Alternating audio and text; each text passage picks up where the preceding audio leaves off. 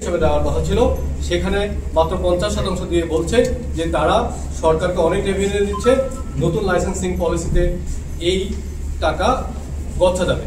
কিন্তু আমরা সুস্পষ্টভাবে বলতে চাই, আপনাদেরকে মাধ্যমে বাংলাদেশের মানুষকে আশ্বস্ত করতে চাই, নতুন টেলিকম পলিসি আন্তর্জাতিক মান এবং আন্তর্জাতিক টেলিযোগাযোগ সংস্থা এবং জিএসএমএ সহ বিভিন্ন আন্তর্জাতিক অ্যাসোসিয়েশনের প্রস্তাবনা মতে যে প্রস্তাবনা করা হয়েছিল, যেখানে লাইসেন্সিং এর স্তরগুলোকে কমানো হবে, যেখানে লাইসেন্সিং গুলোকে ক্ষমতায়ন করা হবে এবং একই সাথে পাশাপাশি দুটো লাইসেন্সের মধ্যে একটা সমন্বিত ইন্টারঅপারেবিলিটি করা হবে, সেই মতেই আমরা কাজ করছি। এই জন্য আমরা বিটিআরসির মাধ্যমে প্রায় চারটা মাল্টি স্টেজ কনসালটেশন করেছি, স্টেক হোল্ডারদের সাথে আলাদা আলাদাভাবে কনসালটেশন করেছি। এই মুহূর্তে আমরা ইন্টারমিনিস্ট্রিয়াল কনসালটেশন করছি এবং এই ইন্টারমিনিস্ট্রিয়াল কনসালটেশন শেষ হলে আমরা এটা লেজিসলেটিভ ভেটিংয়ের মাধ্যমে ভেটিংয়ে পাঠাবো এবং পরবর্তীতে সেটা ক্যাবিনেটে ওঠানোর চেষ্টা করা হবে।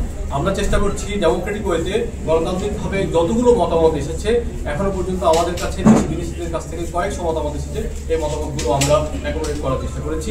সম্প্রতি একটি রাজনৈতিক দল আমাদেরকে একটি সংবাদ সম্মেলন করে কিছু পরামর্শ দিয়েছেন, আমরা সেগুলো আমলে নেওয়ার চেষ্টা করছি।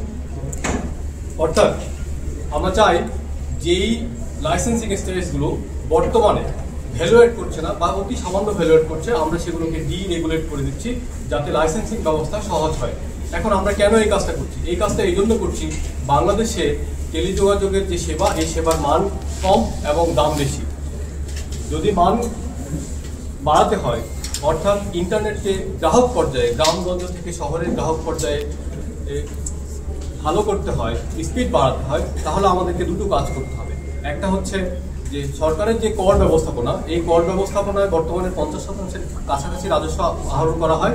যেহেতু এখানে এখনই বড় ধরনের সিদ্ধান্ত নিলে সরকারের রেভিনিউ শক আসতে পারে, সেজন্য আমরা সিদ্ধান্ত নিয়েছি আমরা সেই পথে না হেঁটে বরং যারা এই লাইসেন্সিং ব্যবস্থা থেকে অন্যায়ভাবে টোল কালেক্ট করছে, আমরা তাদেরকে রিমুভ করে দেব।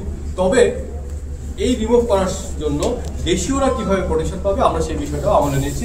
সেজন্য আমরা প্রতিটা স্তরে দেশীয়দের স্বার্থ সুরক্ষার জন্য একটা ক্যাপিং, আন্তর্জাতিক মালিকানার একটা ক্যাপিং তৈরি করে দিয়েছি। এটা পাশাপাশি রেখেছি যে প্রতিটা লাইসেন্স স্তরে দেশীয় কোম্পানিগুলো শতভাগ মালিকানার কোম্পানি প্রতিষ্ঠা করতে পারবে। আর যদি কোনো বিদেশি প্রতিষ্ঠান আসে, তাহলে সার্ভিস লেয়ারে, যেটা সবচেয়ে নিচের লেয়ার, সেই লেয়ারে আমরা বলেছি যে 15 থেকে 20% মালিকানা আমাদের দেশীয়দের জন্য সংরক্ষণ করতে হবে। আর মাঝখানের যে ইনফ্রাস্ট্রাকচার লেয়ার, সেখানে আমরা বলছি 50 থেকে 60% বা আলোচনা সাপেক্ষে তার কিছুটা বেশি আমরা বিদেশিদেরকে সর্বোচ্চ বিনিয়োগ হিসাবে দেব। যেহেতু এখানে অনেক বেশি বিনিয়োগের প্রয়োজন হয়, সেখানে আমরা 30 থেকে 35% আমাদের দেশীয় ব্যবসায়ীদের সাথে সংরক্ষণ করতে যাচ্ছি। আর আন্তর্জাতিক যে স্তর আছে, সেই স্তরে আমরা বলেছি যেহেতু সেখানে বর্ধিত বিনিয়োগের প্রয়োজন নেই, সেখানে আমরা মালিকানা দেশীয় ব্যবসায়ীদের অনুকূলে রাখার জন্য সেখানে দেশীয়দের 51% বিনিয়োগ সুরক্ষার কথা বলেছি। সবকিছু মিলে আমরা বলেছি